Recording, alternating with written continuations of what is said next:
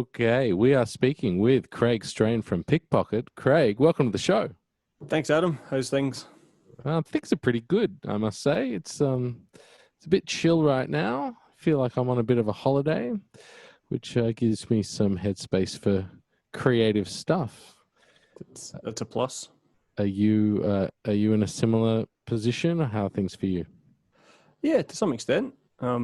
Fair bit of, there's a lot of home time, let's be honest. And I'm spending a lot of it in here in my studio. But it's usually in kind of little chunks here and there because of my son, who's like 15 months old. So there's always that to deal with, which is good.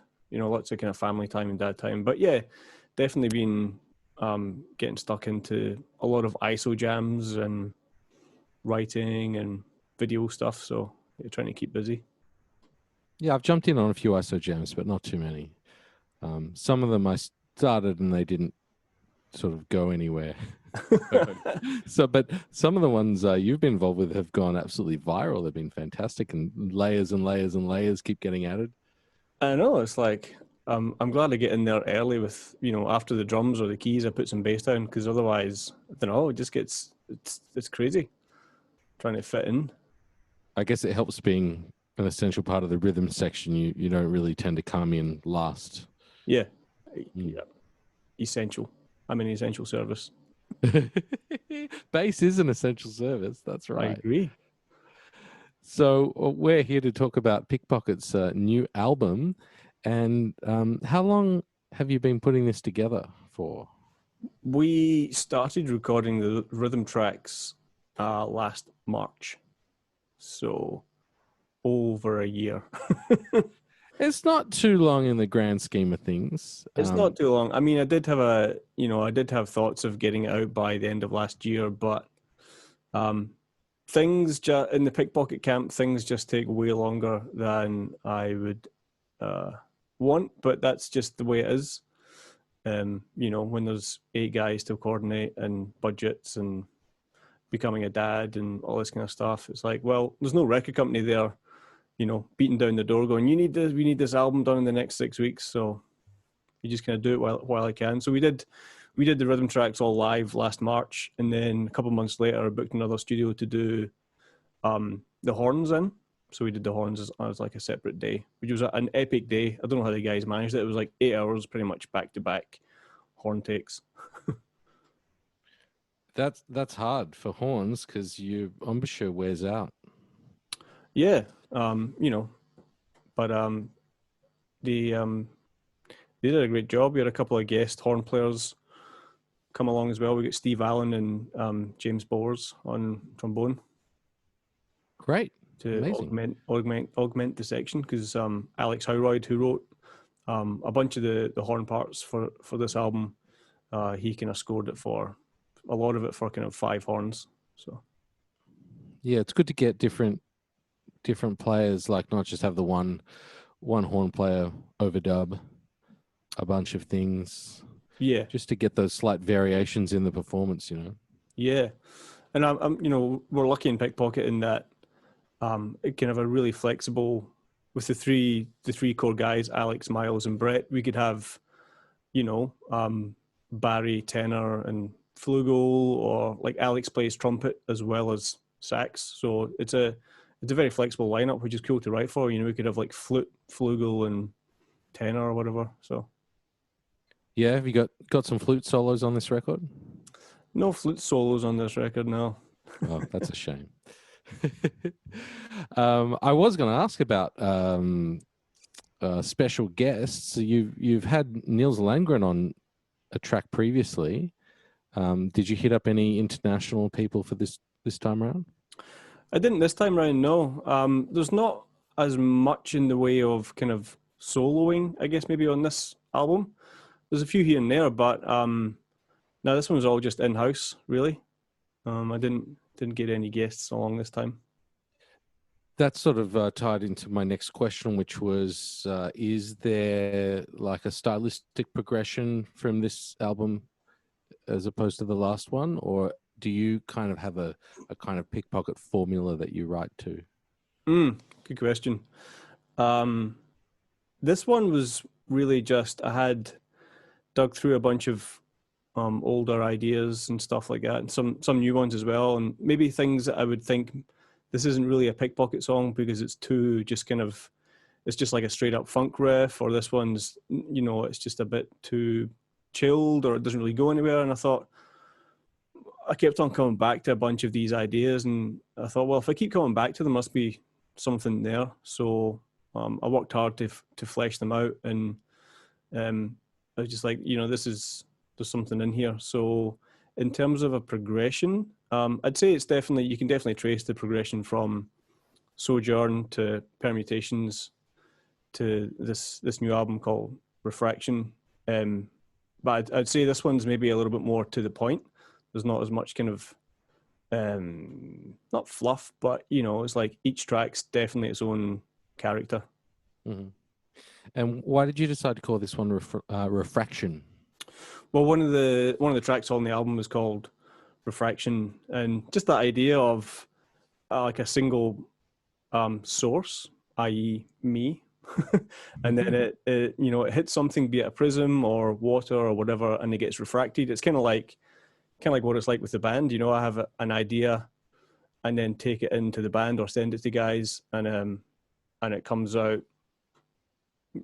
split with all these different personalities. So I thought it kind of suited this record a bit more because, like I say, Alex done a bit more work on this. Neil's contributed a bit more.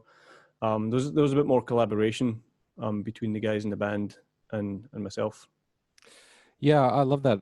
Speaking as a band leader, as you progress, it might start off being mainly you spearheading the things, but it's great when the other band members start to contribute more and more ideas into the mix. And I love the concept too of the initial idea, and then it gets split just like light, physics, and music is science.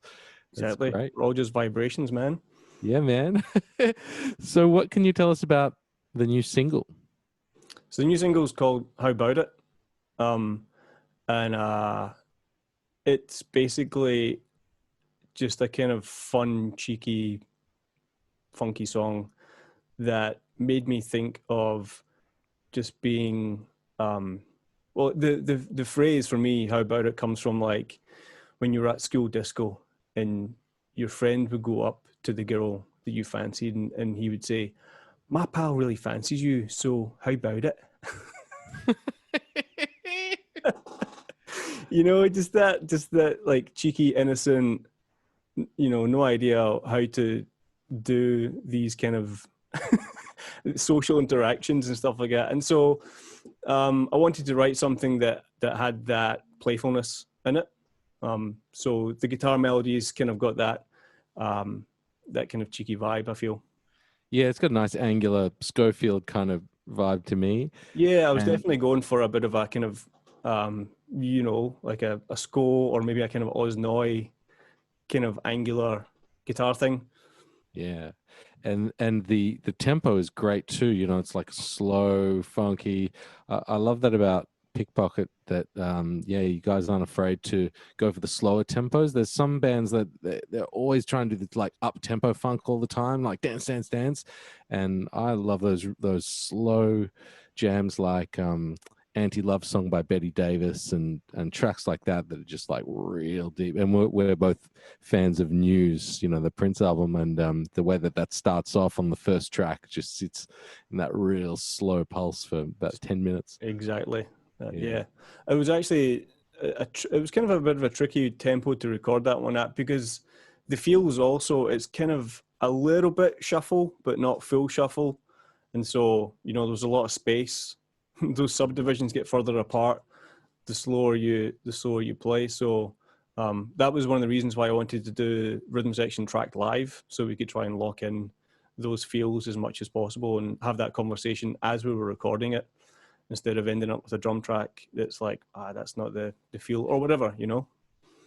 Did you were you able to finish the recording part of it before we went into lockdown, or was some of it done remotely after that?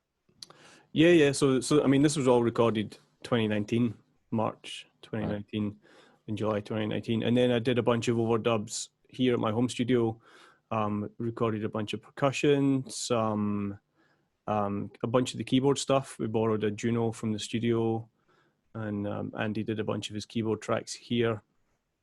A little bit more percussion at my friend Barney's place.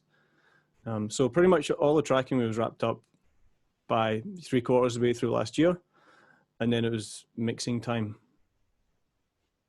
Did you mix it yourself? I tried. So the last 2 albums I've mixed myself with a little bit of help. And this one, I just couldn't. I just felt like I couldn't find the time to really sit down in big chunks to get stuck into. And the sounds I was pulling, I didn't think were spot on for the style of music this time. So I actually got a guy called Jason Kingsland from the States to mix it. And he's mixed a bunch of stuff, but the album that I heard that inspired me to contact him was the most recent Fork album. Mm-hmm. Fork 3, I think it is. So he mixed that last album. So that's a bunch of guys from Snarky Puppy and Henry Hay. They're in that band, and that album sounded glorious. So I sent him an email and said, "This is who I am. This is my project. This is my budget of minus 400." And he was super kind and said, I get it. So we worked out a deal, and he did a great job. It was definitely different from how I would have mixed it, which is good because that's kind of the point of getting somebody else to mix it. I think it was time to try a different approach, because it's not like the first 2 albums set the world on fire and anything like that. So I figured I may as well hand it over to someone else and see what they do with it. Was there much back and forth, or because you sort of selected him based on sort of the tastes that you had heard in the previous mixes? Was it pretty much there when he sent through his first passes? Nah, there was a lot of back and forth. Partly because I've got a very specific idea in my head of how things should sound, and it's hard to get that across. So he was actually kind of working off a bunch of my stems, and he would take some of those stems and work on those, or he would actually just get the clean track and build from there.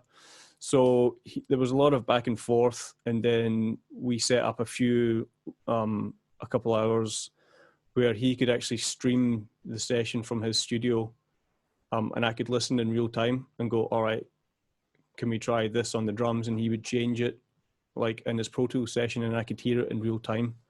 That's amazing. I haven't heard of anybody doing that. Yeah, so there's basically just a plugin that he puts on in Pro Tools, and then it generates a link. So I could click on the link, it opens up in like a web player, and when he plays so I had him on the phone, and he could play the session.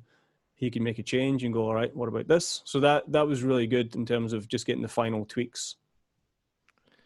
I'm fascinated by that. And was the audio quality sufficient on your end? Pretty much lossless. I mean, there's a time delay, but so I guess what it does is it just buffers up, high quality audio and then sends it on. Yeah, I couldn't really tell the difference.